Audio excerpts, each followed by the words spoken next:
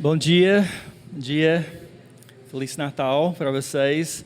Eu estava pensando essa semana, só antes de entrar nisso, hoje o culto vai ser sobre Natal, nós vamos dar uma pausa sobre o livro de Atos e, na verdade, nós vamos voltar somente em fevereiro no livro de Atos, né? Em janeiro nós vamos ter algumas pregações à parte sobre como iniciar o ano, né? E buscando o Senhor. Mas hoje nós vamos falar sobre, aproveitar para falar sobre Natal, um grande momento em nosso calendário como cristãos, né?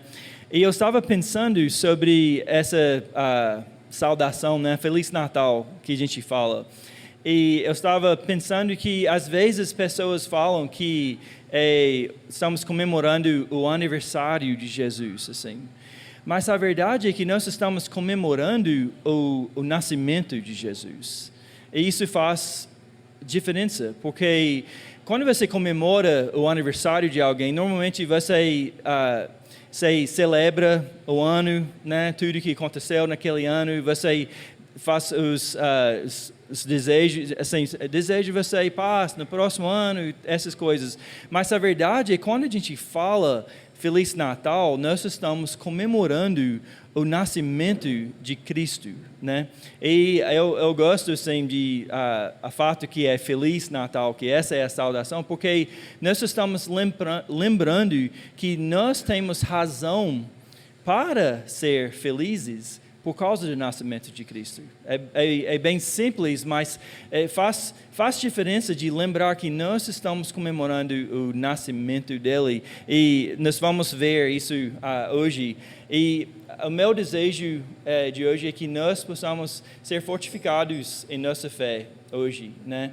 E pelo o tempo que nós vamos passar aqui lembrando do nascimento dele. Mas abre a sua Bíblia comigo em Gálatas, o livro de Gálatas 4, talvez um texto um pouco diferente, né, para comemorar o Natal, mas em Gálatas 4, e eu vou ler a partir de versículo 4, Gálatas 4, 4.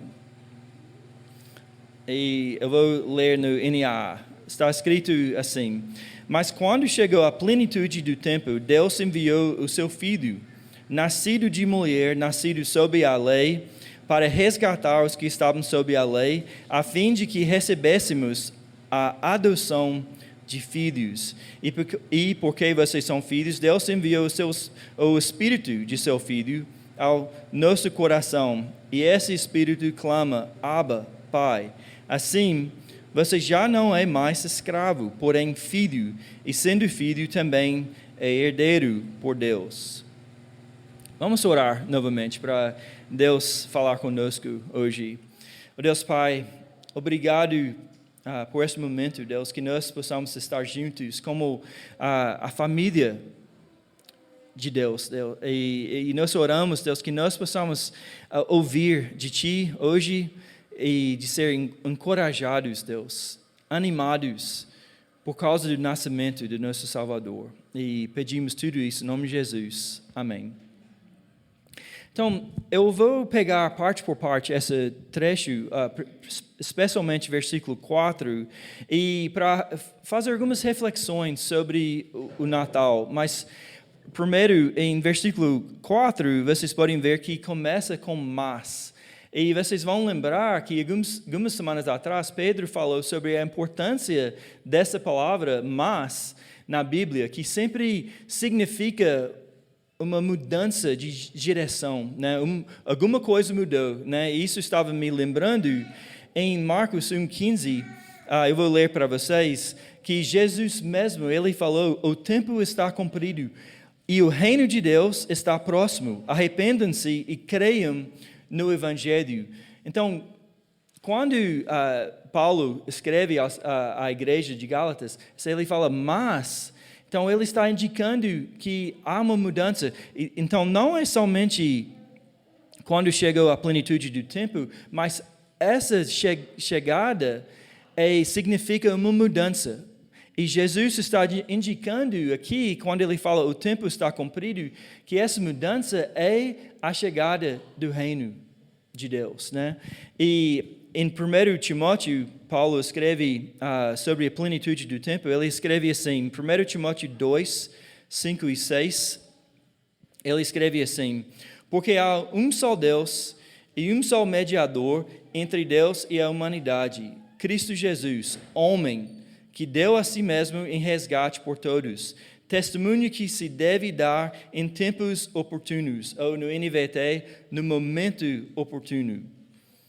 E então ele está lembrando Timóteo da mensagem. E qual é a mensagem? Que há um só mediador entre Deus e a humanidade, Cristo Jesus, homem. Cristo Jesus, homem. E então essa palavra plenitude, a palavra plenitude ou pleroma em grego significa devido, ou o tempo apropriado, você poderia dizer. Então, o que sabemos sobre a vinda de Jesus que faz que seja devida ou apropriada? De uma forma, você poderia pensar que tudo que veio antes tornou a sua chegada devida e apropriada. Você pensa, o chamado de Abraão, a promessa que Abraão recebeu, a libertação dos judeus, a lei que foi dada a Moisés, as derrotas, a catividade da nação, tudo que Deus determinou a vir antes para maximizar a sua glória. Então, ele projetou tudo isso e no tempo devido chegou Jesus, né? E também foi apropriado o momento da sua chegada porque era necessário, que tinha que ser Jesus. Em João 12, 27, Jesus, ele mesmo falou que tinha que ser ele. Ele falou em João 12, 27, ele falou: agora a minha alma está angustiada, e o que direi? Pai, salva-me desta hora? Não, pois foi precisamente com este propósito que eu vim para esta hora. Então, interessante que estamos falando sobre a plenitude do tempo que ele chegou, e Jesus agora ele disse: será que eu devo orar? Pai, salva-me dessa hora, deste tempo, dessa plenitude de tempo que chegou? E ele falou: não, foi exatamente por isso que eu vim. Então, a gente pode ver que era necessário, somente poderia ser Jesus. Não tinha outra forma de cumprir o tempo. E voltando em Gálatas 4, a próxima parte, talvez esteja aqui na tela, Deus enviou o seu Filho, né? Ele foi enviado por Deus. Jesus, de novo, ele disse em João 6, porque eu desci do céu não para fazer a minha própria vontade, mas a vontade daquele que me enviou. E a vontade de quem me enviou é esta, que eu não perca nenhum de todos os que ele me deu. Pelo contrário, eu o ressuscitarei no último dia. Então, Jesus mesmo disse que, por que ele foi enviado? Para fazer a vontade do Pai. E qual era a vontade do Pai? A salvação. A salvação. Então a gente pode ver que, por que Deus enviou seu Filho? Né? Ele enviou para cumprir a sua vontade. Né? E a sua vontade era a salvação.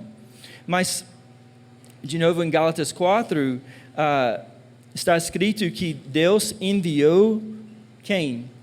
O seu próprio Filho, né? Deus enviou o seu próprio Filho. E talvez a gente poderia perder fácil a palavra, o título de filho aqui, né? E pensar, não, somos todos, né? Existe essa expressão, somos todos filhos de Deus, né? Mas todos somos criação de Deus. Não, mas ele era o Filho de Deus, né? E em João 1,14 está escrito: e o Verbo se fez carne e habitou entre nós, cheio de graça e de verdade, e vimos a sua glória, glória como do unigênito do Pai. E versículo 18, ninguém jamais viu Deus, o Deus unigênito que está junto do Pai é quem o revelou. Vocês perceberam aqui a complicação desse texto? Porque, olha, está escrito que o Verbo se fez carne, o Verbo era o unigênito do Pai, e depois falou o Deus unigênito que está junto do Pai. O Filho e o Pai são juntos, né? Ele é o Filho e Deus, né? Quando está escrito unigênito, João escreveu o Deus unigênito, né? Então nós temos que ver que quando fala seu Filho, está falando que Deus se tornou carne. Deus habitou entre nós, né? E nascido de mulher, né? Em Gálatas 4, nascido de mulher. O pastor e teólogo Gavin Ortlund, ele disse em seu livro Humildade, talvez esse é o ponto principal, se vocês querem anotar alguma coisa, esse é o ponto. Ele escreveu, a crença central da teologia cristã é o que chamamos de encarnação, a crença de que Deus se tornou homem. Pensa sobre isso por um instante aqui. Deus se tornou homem, né? Isso é algo incrível a pensar, impossível imaginar, e é algo único, né? Em Isaías 9:6, um dos refrões mais conhecidos sobre Natal, está escrito, porque um menino nos nasceu, um filho se nos deu, o governo está sobre os seus ombros, e o seu nome será Maravilhoso Conselheiro, Deus Forte, Pai da Eternidade, Príncipe da Paz. Olha o nome dado ao menino que nasceu. Maravilhoso Conselheiro, Deus Forte, Pai da Eternidade, Príncipe da Paz. Esse nome de Deus Forte foi dado ao Jesus que nasceu. Então, o Tim Keller, ele disse assim, ele é o Pai da Eternidade, porém, ele nasce. O menino que nasceu é Deus. Não há nada parecido em nenhuma outra religião do mundo na história. Essa pessoa é obviamente humana, porque nasceu e é um menino pequeno, mas também obviamente divina, porque é o Deus poderoso, Deus forte, o Pai eterno. Jesus Cristo é o Deus homem. Deus homem. A crença central da teologia cristã é o que chamamos de encarnação, a crença de que Deus se tornou homem. Mas ele era nascido, então vamos entender um pouco Deus homem. Ele era nascido de mulher, né? De mulher. Por que eu acho que a gente pode entender Gálatas 4:4 como, sabe como a gente tem a confissão de fé dos membros? E ele está ensinando essa frase como a nossa confissão. Então, parte da nossa confissão é nascido de mulher. E isso não é, talvez seja fácil de pensar, ele nasceu, Maria, que foi virgem, que está falando sobre isso, mas na verdade está falando sobre a humanidade dele. Quando fala nascido de mulher, vocês vão lembrar que foi a mesma expressão sobre João Batista. Quando Jesus disse, não há nenhum maior nascido de mulher, né? Então, está falando sobre a humanidade de Jesus. Em Hebreus 4:15, está escrito que, porque não temos sumo sacerdote, Jesus, que não possa se compadecer das nossas fraquezas. Pelo contrário, ele foi tentado em todas as coisas, a nossa semelhança, mas sem pecado. Isaías 53, profetizou que Jesus seria homem de dores e que sabe o que é padecer, ou em outra tradução, experimentado no sofrimento. Então ele ia nascer e ia conhecer nossas fraquezas. Ele seria homem de dores. Gente, não precisamos parar muito tempo em reflexão de pensar sobre nossas dores. sobre nossas fraquezas. E aqui estamos vendo que Deus se tornou homem. Ele se tornou homem. Não devemos diminuir a humanidade de nosso Salvador. Ele era conhecido, experimentado no sofrimento. E outro aspecto da humanidade de Jesus é que Deus, Ele projetou a chegada dele e Ele pôs limites sobre ele, né? Limites sobre a chegada dele. Vocês vão lembrar em Lucas 12, né? Que José e Maria, eles chegam lá em Belém, não tem lugar para eles, né? Então eles acabam tendo, ela dá luz ao filho na manjedoura, e naquele instante, nós lemos em versículo 8, havia naquela mesma região pastores simples, pastores poucos em números, não na cidade, mas fora da cidade, que viviam nos campos e guardavam os seus rebanhos durante os vigílias da noite.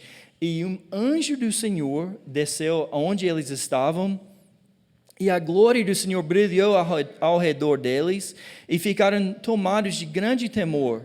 O anjo, porém, lhe disse: não tenham medo, estou aqui para lhes trazer boa nova de grande alegria, que será para todo o povo. É que hoje, a plenitude do tempo, é hoje, na cidade de Davi, lhes nasceu o Salvador, que é Cristo, o Senhor.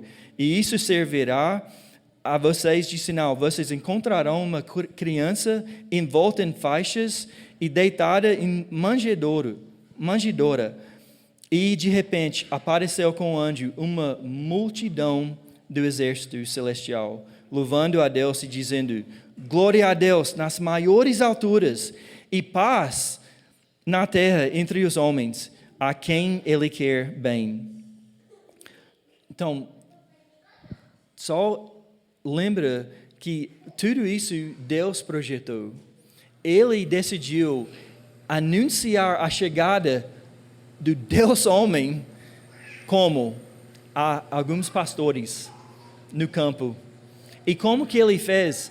Assim, era apenas alguns pastores, ele poderia ter chegado e falado com eles. Não, mas ele enviou primeiro um anjo que falou com eles, cheio da glória de Deus, e depois chegou o grande coro, a multidão de anjos cantando que Jesus tinha chegado.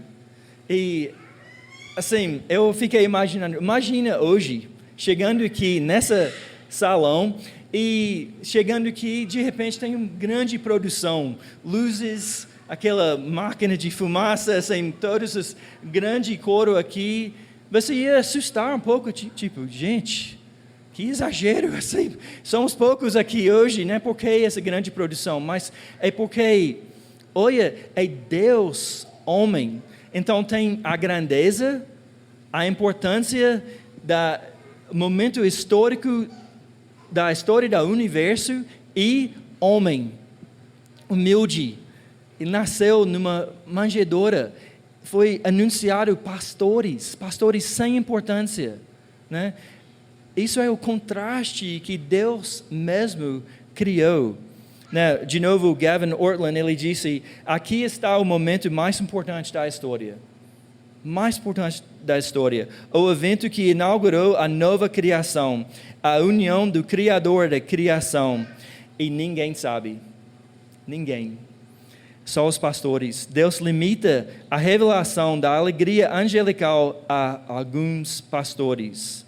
Então, enquanto os grandes estão chegando lá em Roma, anunciados, celebrados, enquanto todo mundo está correndo para lá e para cá por causa do censo, e Jesus nasce em uma manjedoura, em uma família pobre, em uma cidade insignificante. Assim é como Deus se torna homem. O verbo estava no mundo, o mundo foi feito por meio dele, mas o mundo não o conheceu. Isso é a história incrível sobre o nascimento de Jesus. Mas continuando em Gálatas 4, está escrito que ele nasceu sob a lei. O que isso quer dizer, né? Ele nasceu sob a lei. Eu vou tentar resumir rápido aqui. É que Jesus, quando ele nasceu dentro do povo judeu, debaixo da lei, de todas as exigências justas da lei. Ele nasceu dentro disso, ele foi circuncidado, ele foi apresentado diante do templo, ele nasceu com todas essas exigências. Mas, em Gálatas 3:13 está escrito assim: Cristo nos resgatou da maldição da lei, fazendo-se Ele próprio maldição em nosso lugar. Então, quando ele nasce em nosso lugar, ele nasce sob a lei, mas ele nasce sob a maldição. O que isso quer dizer? Que a lei é uma maldição? Não. Quer dizer que a lei justamente condena o homem. Então, nascer sob a lei, você nasce já condenado. Por quê? Porque você não consegue cumprir a lei. Você não consegue cumprir a lei. Jesus, ele nasceu sob a lei também. Mas ele tornou maldição, como que está escrito? Ele fazendo-se ele próprio maldição em nosso lugar. Então, ele nasceu como homem e recebeu sobre si toda a punição devido a gente, né? Então, quando está escrito que ele tomou nosso lugar, é que ele nasceu sob a lei, ele nasceu debaixo da lei, com as mesmas exigências. Mas qual foi a diferença? Ele era justo, né? Ele satisfez a maldição de uma vez por todas. Ele cumpriu a lei, cumpriu as justas exigências da lei. Seu pai estava plenamente satisfeito nele.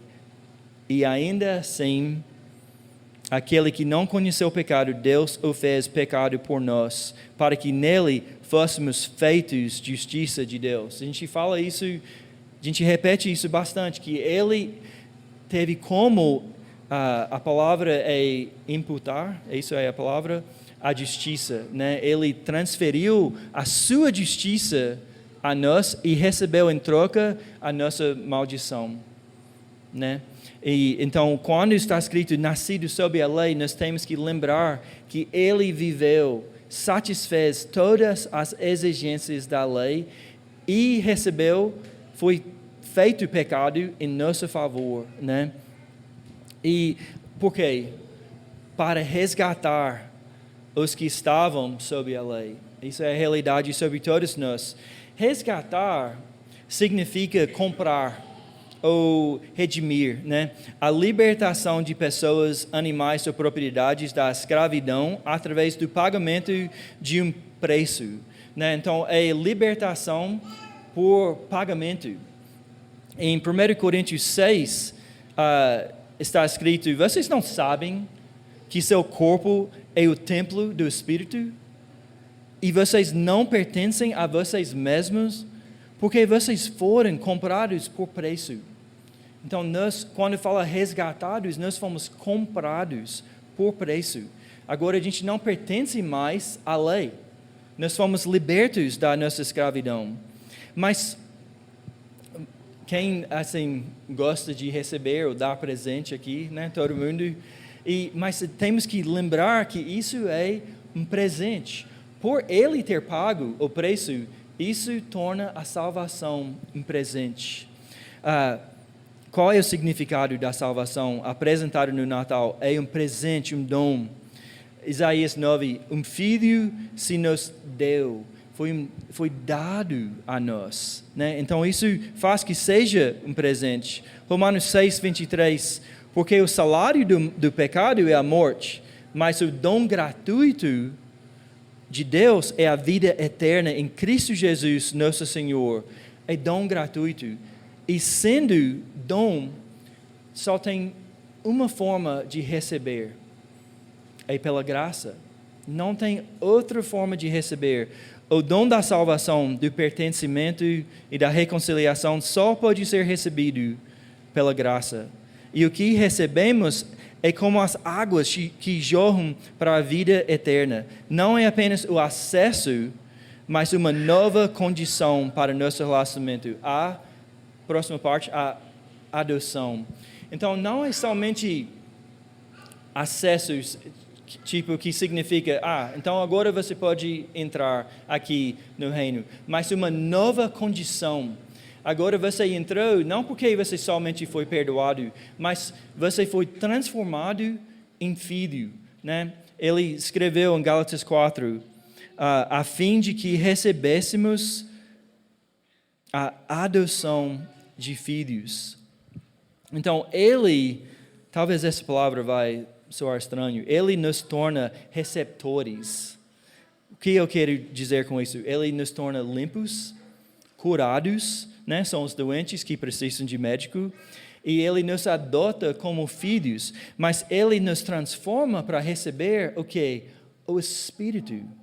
O Espírito. Então, Deus enviou seu Espírito, e a gente lê em outra parte que é o Espírito de Jesus. Então, o Espírito dentro de nós serve de garantia da nossa salvação, da promessa, do prazer que Deus tem em nós como filhos. O próprio Deus nos ama. E também como conforto, conselheiro, né? Lembra em Isaías 9 novamente, Jesus foi chamado o quê? Maravilhoso conselheiro. Maravilhoso conselheiro. Maravilhoso conselheiro é em nome de quem? Do Espírito. Mas são três em um só, né? Então, nós fomos limpos, curados, perdoados, e foi do prazer do nosso Pai a nos dar o seu Espírito. E agora nós temos Ele, o Espírito. Mas não somente isso, mas como seus filhos adotados, nós somos também herdeiros. Herdeiros. E o que nós herdemos foi um reino. E de novo, Isaías 9 deu alguns títulos a Jesus: Deus forte, o Pai da eternidade, o Príncipe da paz, o governo está sobre os seus ombros. Todos esses títulos indicam a natureza do reino que nós herdamos. É reino forte, eterno, cheio de paz, e toda a autoridade e ordem são seus, do nosso Senhor, no tempo oportuno. Então, agora nós pertencemos a este reino. Então, finalizando aqui, qual é a importância dessas verdades, né? Não é somente conhecimento, né? Mas nós vamos ver três aplicações ao que a gente viu hoje em Gálatas. O primeiro ponto é que nós devemos aplicar a verdade e a pessoa do Natal ao nosso próprio coração. Em Gálatas 14:3, eu quase poderia finalizar todas as pregações com essa passagem. Jesus, ele fala: e quando eu for e preparar um lugar, voltarei e os receberei para mim mesmo, para que onde eu estou, vocês estejam também, né? Para onde eu estou, vocês estejam também. Nós estamos, né, comemorando o Advento. Por quê? Porque nós estamos esperando a volta dele. Então, ao lembrar o Advento, a paz, a alegria, a esperança, o amor que ele trouxe, a gente lembra que agora conhecemos isso em parte, vamos conhecer por completo. Em João 16, Jesus disse: falei essas coisas para que em mim vocês tenham paz no mundo. No mundo vocês passam por aflições, mas tenham coragem, eu venci o mundo. Então, aplica isso ao seu coração. Lembra-se da humanidade. Ele era experimentado do sofrimento, homem de dores. Ele conhece por completo todas as suas dores, e mesmo assim, ele prometeu a paz. Segundo ponto, vamos preparar lugar para Jesus, né? Vamos preparar lugar para Ele. O que eu quero dizer com isso? Eu li num devocional do Devin Radford. Ela escreveu assim: a alegria, um dos frutos do Espírito, é algo que sempre desejamos, mas, e muitas vezes parece tão elusiva. Cantamos sobre ela, queremos ela, sabemos que a vinda de Jesus traz a alegria, mas muitas vezes não sabemos como experimentá-la, ou ainda mais como vivê-la. Um dos hinos de Natal mais famosos que cantamos quase todo ano, nos Estados Unidos pelo menos, é Joy to the World. E eu usei uma tradução direta das palavras, né, em vez da versão aqui, porque tem uma linha simples, mas muito profunda nessa cântico. Alegria ao mundo, o Senhor já chegou, que a terra receba seu rei, que todo coração prepare-lhe lugar, e o céu e a natureza cantem. Que todo coração prepare-lhe lugar. Então, o hino aqui realmente nos dá instruções de como experimentar a alegria que Jesus trouxe. Que todo coração prepare-lhe lugar. Pensa nisso, é um contraste total de que José e Maria experimentaram. Chegaram a Belém, não tinha lugar para eles. Então, o hino aqui está chamando a gente que todo coração prepare-lhe lugar, né? Que nós, se quisermos experimentar a alegria de Jesus, há uma preparação envolvida, há uma intencionalidade, uma estruturação, uma ordenação dos nossos próprios corações que faz espaço para a alegria que o nascimento de Cristo traz. Essa preparação pode ser uma das mais difíceis de fazer no tempo em que estamos. Eu não sei sobre vocês, mas há muita preparação durante o tempo de Natal, né? Você está preparando muita coisa, né? Mas o mais importante é preparar lugar para a alegria que o Senhor Jesus trouxe. E por último, o ponto é que nós devemos nos engajar na proclamação de Jesus. Eu gosto muito de João 1,45, onde está escrito: Filipe encontrou Natanael e lhe disse: achamos aquele de quem Moisés escreveu na lei e a quem se referiram os profetas, Jesus o Nazareno, filho de José. Então Natanael perguntou: de Nazaré pode sair alguma coisa boa? Filipe respondeu: venha ver. Com toda vontade, para com todos os homens, anuncie o bom rei que recebemos, o filho que nos nasceu, né? Venha ver, encontramos ele. E devemos não somente anunciar Jesus em palavras, mas em amor, né? A última vela que nós acendemos hoje foi a vela do amor, né? Ele trouxe o amor. Então, nós somos conhecidos como seus discípulos pelo amor que nós temos uns com os outros. Então, lembra essa semana a paz que Ele trouxe. Lembra de preparar lugar para Ele no seu coração para experimentar sua alegria. E também vamos estar totalmente engajados em anunciar que a plenitude do tempo já chegou. Ele já chegou. Então, venha ver quem nos encontramos. Orem comigo. Oh Deus Pai, obrigado por sua palavra. E mais de tudo, Deus, nós te agradecemos pelo nascimento de nosso Salvador, que foi do agrado do Senhor de enviar seu próprio Filho para que ninguém pereça, mas que temos a vida eterna, Deus. Então, Deus, nós pedimos a sua graça para nos ajudar com nossa fraqueza, Deus. Queremos preparar lugar para o Cristo em nossos corações, Deus, para a sua alegria. e não as preocupações deste mundo, Deus. Mas precisamos de Ti, ó Deus. Ajude-nos de preparar lugar para nosso Salvador, de todos os dias, Deus, lembrar que a plenitude do tempo já chegou. O nosso Salvador já encontramos, Deus. Deus, e neste tempo que estamos com as famílias, nos próximos dias, Deus, que nós possamos ser luz no escuro, Deus, que nós possamos viver Cristo e anunciar as boas novas. Bem como os anjos anunciaram, não tenha medo, a paz de Deus já chegou. E nós oramos tudo isso em nome de Jesus. Amém.